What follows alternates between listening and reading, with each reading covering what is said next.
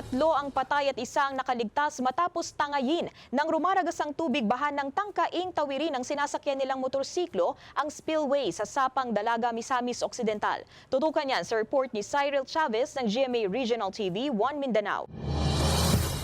Agad nagsagawa ng rescue operations ang Sapang Dalaga Rescue Team, Misamis Occidental PDRRMO at Barangay Joyo Rescue Team para mailigtas ang apat na individual na tinangay ng tubig baha sa spillway sa Barangay Ginabot, Sapang Dalaga, Misamis Occidental. Biyernes ng hapon, nakaligtas ang 65 taong gulang na si Lolo Robenio Bagalanon pero patay na nang matagpuan sa Barangay Joyo ang 65 taong gulang na asawa nito na si Lola Lorna Bagalanon. Kani nga lolo ug lola dala sa ilang duha ka apo, may attempt kani og tabok sa spillway. So pagtabok nila sa spillway, namatay ang ilang motor, then mao ipag-abot pod na timing gyud nga na abot ang dako nga baha. So mao to nahitabo nga naanod sila. Pansamantalang itinigil ng rescue teams ang paghahanap sa dalawang nawawalang bata pagsapit ng gabi. Sabado na nang matagpuan ang bangkay ng 7 taong gulang na batang lalaki na si James Robert Bagalanon. Samantala, linggo na nang natagpuan ang bangkay ng 6 na taong gulang na si Stella Claire Wenceslao. Nakaburol na ang mga bangkay ng mga namatay sa kanilang lugar. Naghahanda na rin ng tulong na ibibigay ang LGU para sa kaanak ng mga biktima. Ayon sa PDRRMO, nakaranas ng localized thunderstorms ang lugar na nagresulta sa pagbaha. Abiso ng mga otoridad sa mga residente sa lugar na laging mag-ingat sa pagtawid sa mga ilog,